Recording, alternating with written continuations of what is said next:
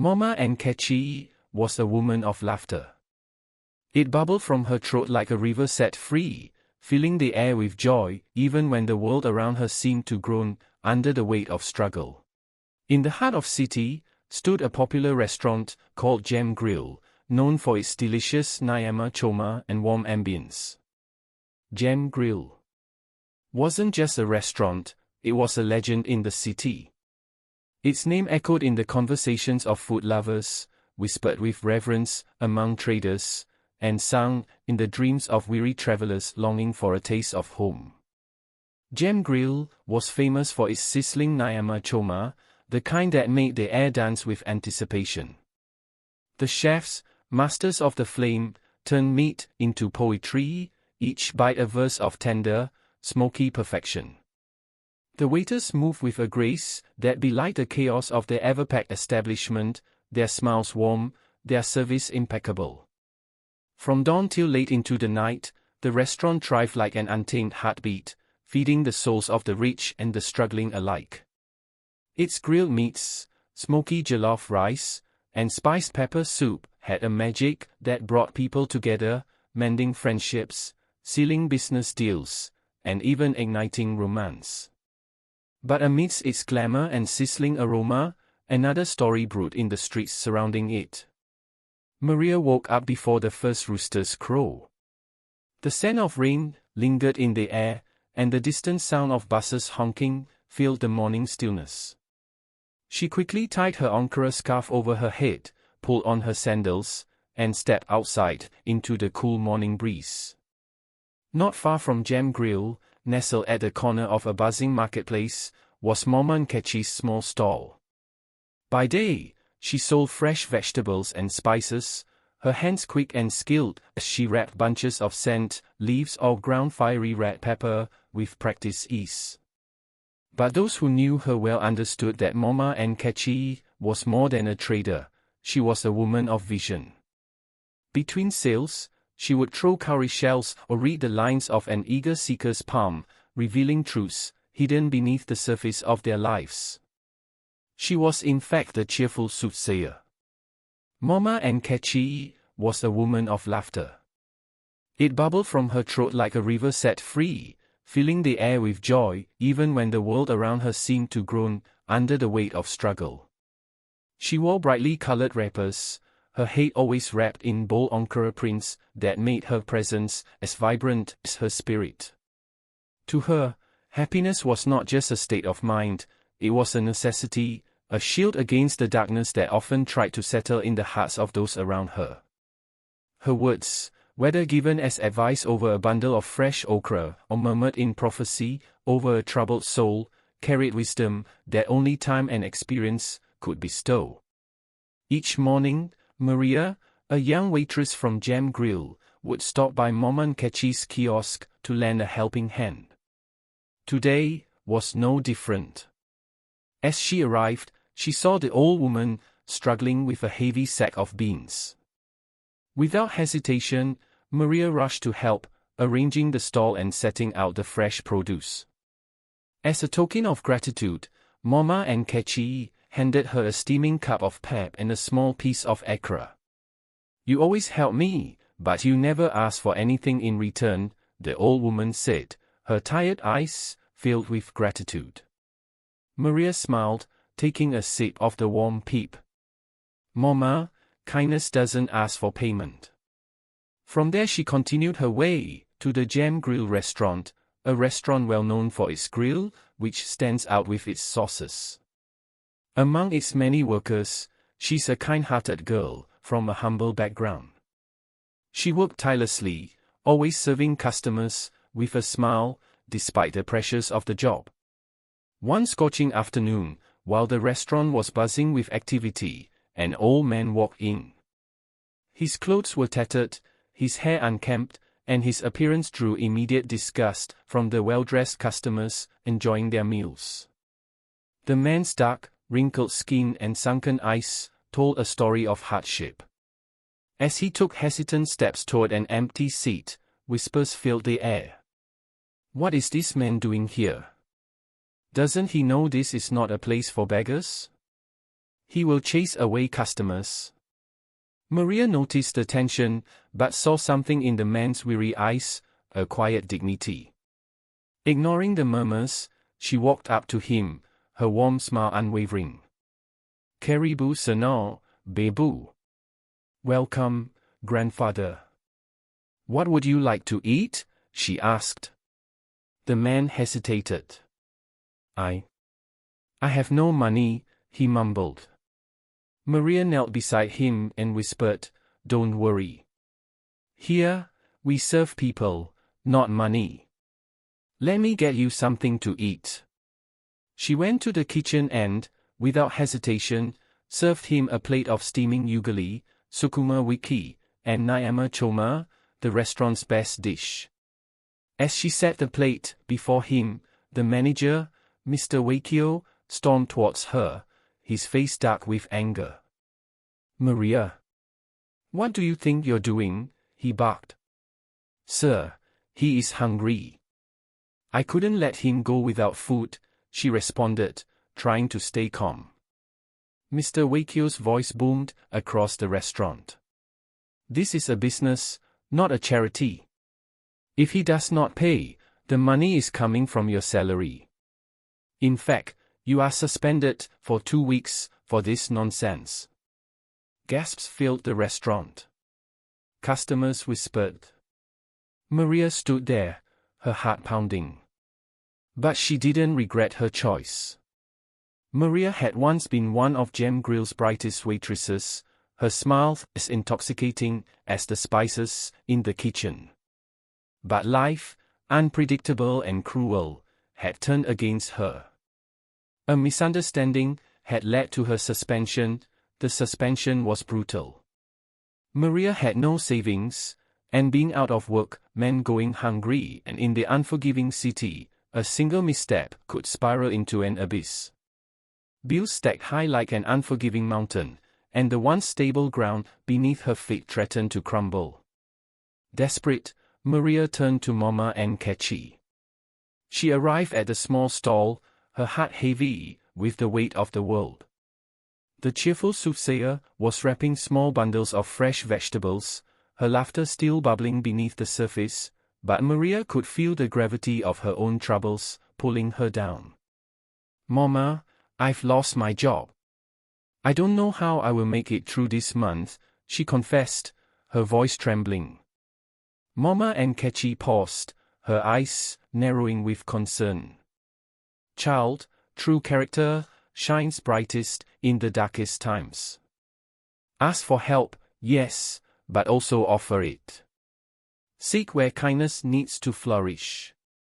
That night, Maria lay wide awake, doing little but staring at the ceiling of her small room. The weight of uncertainty gripped her as she brainstormed ways to earn a living without returning to her old job. With her job gone, Maria found herself swallowed by the city's relentless hunger. Each morning, she woke up with hope, sending out applications, seeking help where she could. Some doors never opened, others shut in her face. But she was a fighter. She refused to drown in despair. When the city tested her patience, she clung to faith, whispering prayers into the night, believing that somehow, the tide would turn. On the toughest days, she would find solace at Mama and Enkay's stall, listening to the old woman's laughter and wisdom. Life be like firewood, my Pekin, Mama and Enkay would say, her eyes twinkling. Ego burn, but ego warm you too. Your own sun never set. And Maria, despite the weight of her burdens, would smile. As she turned to leave, a sudden clamor erupted. A child in the crowd had lost hold of a balloon and, in a fit of distress, was crying uncontrollably. Without thinking, Maria approached the boy and knelt down. Hey there, what happened? She asked softly. I lost my balloon. The boy wailed, pointing towards the other side of the street where the colorful balloon floated away. Hold on tight, Maria instructed, a flicker of determination igniting within her. She began weaving through the crowd, undeterred by the cheers and laughter around her. The anxious boy is watching intently, and suddenly, it was not about her own struggles, it was about the look of hope she could bring back to his face. As she darted through people and nearly dodged a bicycle, she reached the edge of the road where the balloon was perilously tangled in the branches of a tree. Maria's hands shook slightly as she stretched out to grab it, heart pounding not from her efforts alone, but from the ice she felt on her back. There, at the corner of her vision, she caught sight of Mr. Mike, their street neighbor. Instead of disdain, she saw intrigue in his gaze, and when she returned, balloon triumphantly in hand, the boy's face lit up with joy. "Look, I got it," she exclaimed, handing it back to the child, and the laughter erupted around them. Thank you," the boy squealed, wrapping his tiny arms around Maria's waist in a tight hug, and in that moment, she felt the warmth of kindness enveloping her. Mr. Mike approached, an unexpected glint of respect in his eyes. "That was impressive, Maria. You never really stop caring, do you?" Caught off guard, Maria found her voice. "I couldn't just stand there. Kindness can change a moment, Mr. Mike. Even when my own world feels like it's crashing." Her mother, a fruit vendor in Gicomba Market, encouraged her. "My daughter, kindness never goes unrewarded. Just have faith." As she prepares for work after the 2 weeks suspension, she still made her way to Mama Nkechi's kiosk, by helping her set up the kiosk. This particular day, Mama Nkechi looked her in the eyes and prayed for her that divine helpers are going to lift her up for her kindness gestures to a seat higher than she expected and wished her well. "Go, my daughter," the old woman whispered. "Your reward is already here," as she left. With no other option, Maria returned to the restaurant after her suspension, expecting to be fired. She walked in quietly, avoiding eye contact with her colleagues, who shook their heads, pitying her. Then, something unexpected happened.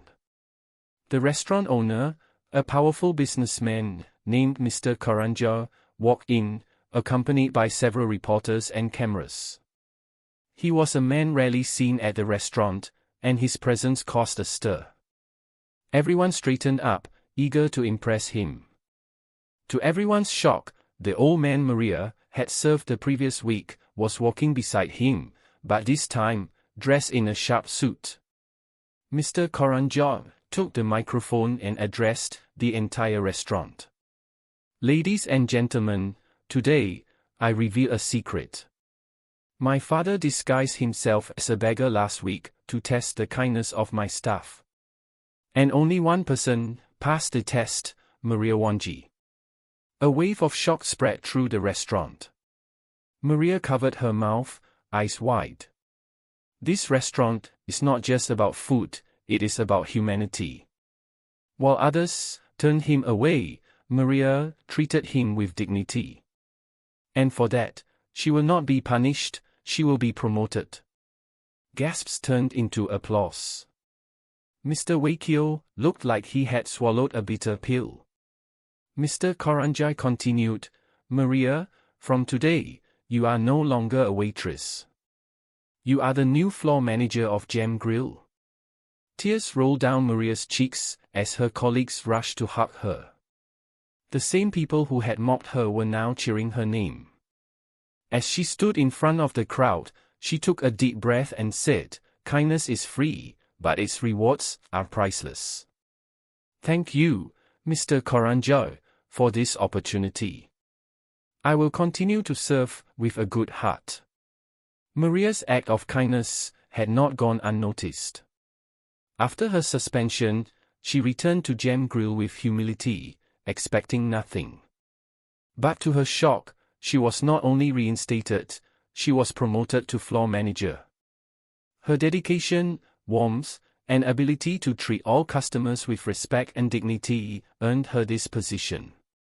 As she stepped into her new role, something extraordinary happened. Her passion for service and leadership caught the attention of several food companies looking to affiliate with the restaurant.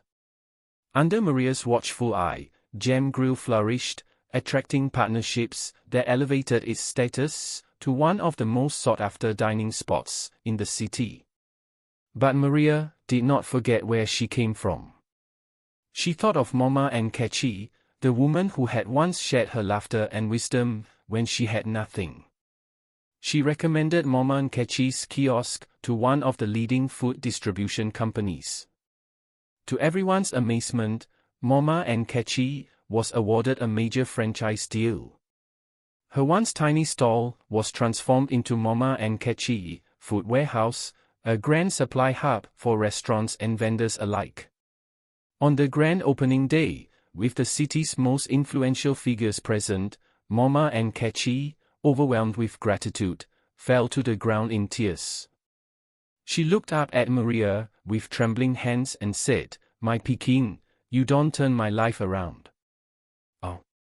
Life be like firewood, my Peking. It go burn, but it go warm you too. Your own sun never set." Then, she chuckled, shaking her head. "But today, it don't set." The crowd erupted into laughter and applause, celebrating the woman who had once been a small market vendor, now a key supplier in the city. Mr. Wakeo's apology. As the applause died down, a figure stepped forward from the crowd, Mr. Wakeo. The man who had once suspended Maria now stood before her, his face filled with regret. He cleared his throat, his voice uncharacteristically soft. "Maria," he said slowly, "I've been wrong. This restaurant thrives because of the connections we foster, not just through food, but through kindness. You've reminded us of that." He took a deep breath before continuing. "I judged you unfairly, but today, I see the truth. You have made Gem Grill more than a restaurant, you've made it a home." Maria looked at him for a moment, then smiled. "Thank you, sir. Kindness has a way of coming full circle." The crowd erupted once more, not just for Maria, but for the lesson learned. Kindness and compassion were the true ingredients of success. Maria had proved that kindness always finds its way back. Her journey from a struggling waitress to a leader was not just inspiring, it was a testament to the power of compassion. And as she stood by Mama Charie, watching her bask in her newfound success, she knew this was only the beginning of something greater. Maria's journey had been filled with struggles, but in the end, her kindness paved the way to a future brighter than she had ever imagined.